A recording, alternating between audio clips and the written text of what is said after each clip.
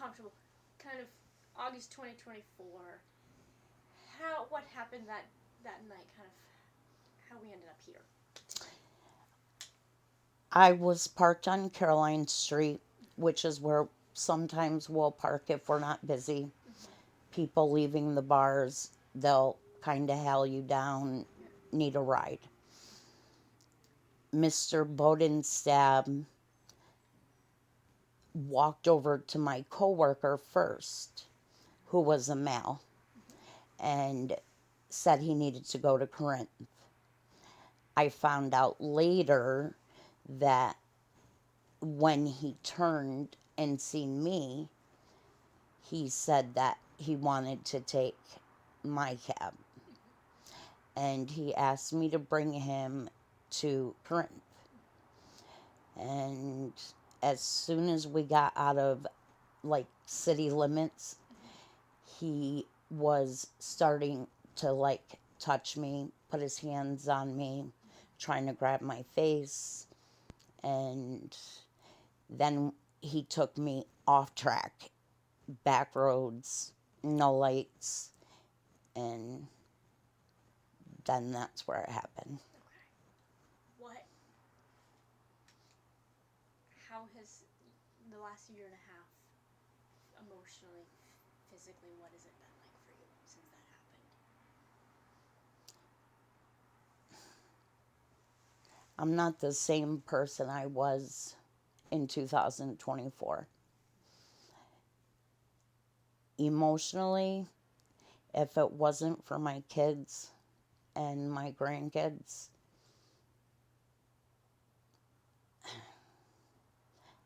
I don't know if how far I would have came. And it's changed who I trust, what type of job I will do. And I have been out of work ever since it took place. Is that just by choice, physical limitations, or? By doctors. Okay, all right. You were supposed to have your day in court on a week ago on Monday. Yes. Tell me what, heading into the court, heading into that let me start over. Heading into Monday, what was going through your mind? That it was finally going to be over. In the back of my mind, I knew he wasn't going to show up.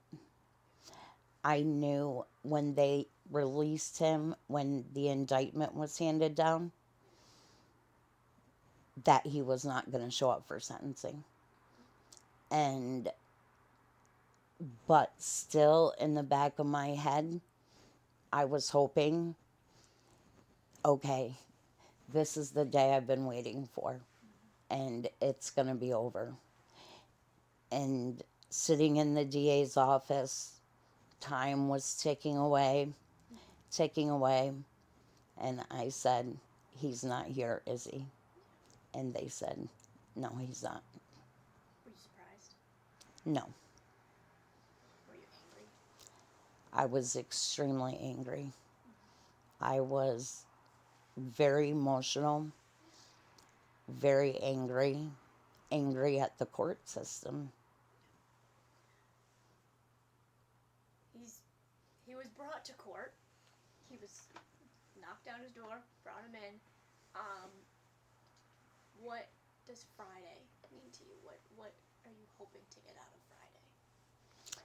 On Friday, I am hoping he is given more time instead of the 18 years that he was going to do.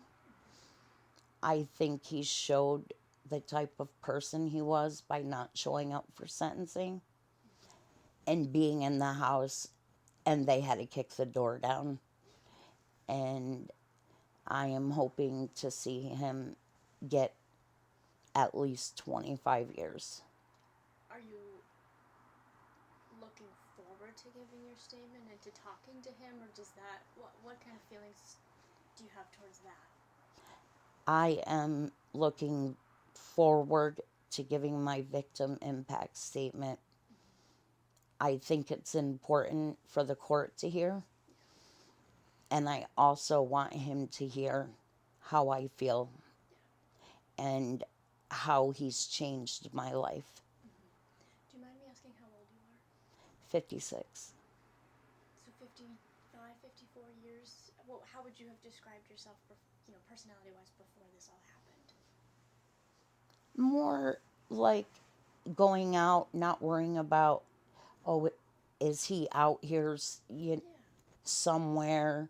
Because he's been out on bail, or bond, I should say, for well over a year. And he could run into me anywhere.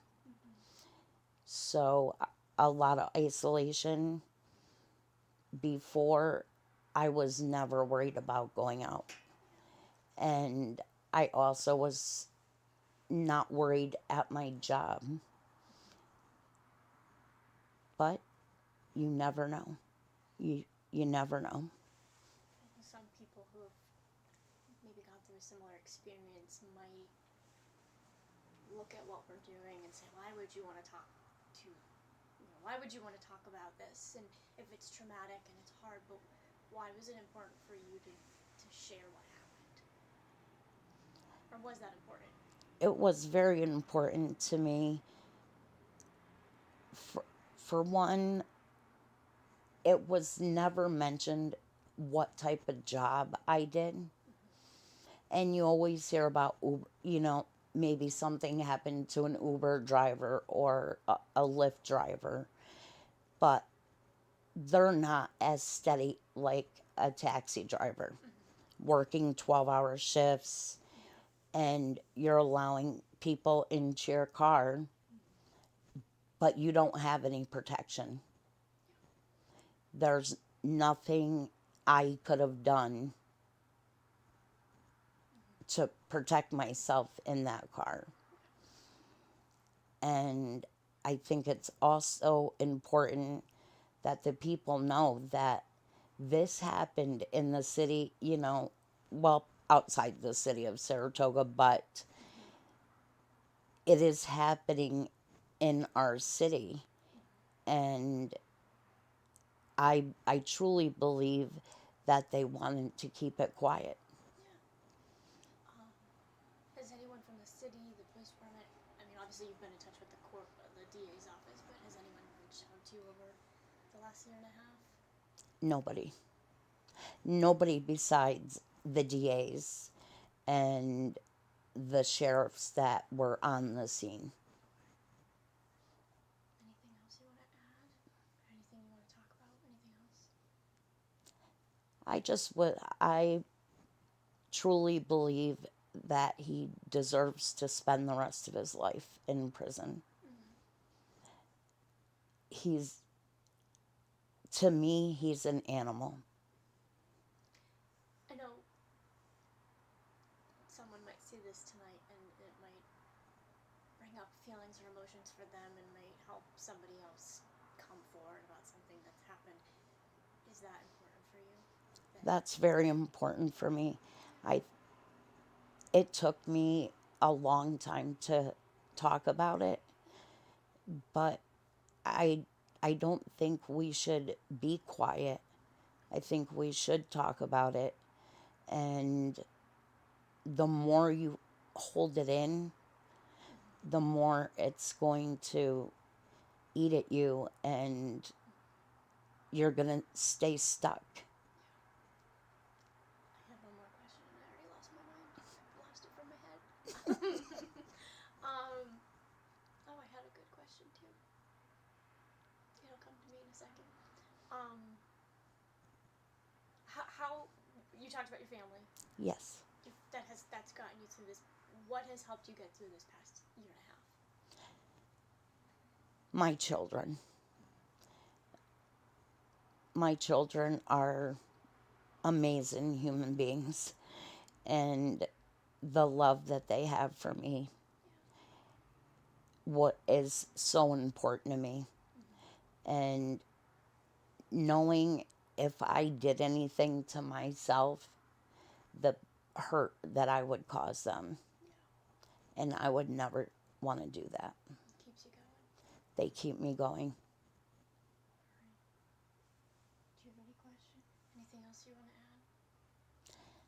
add? Waiting for Friday, waiting for my day in court.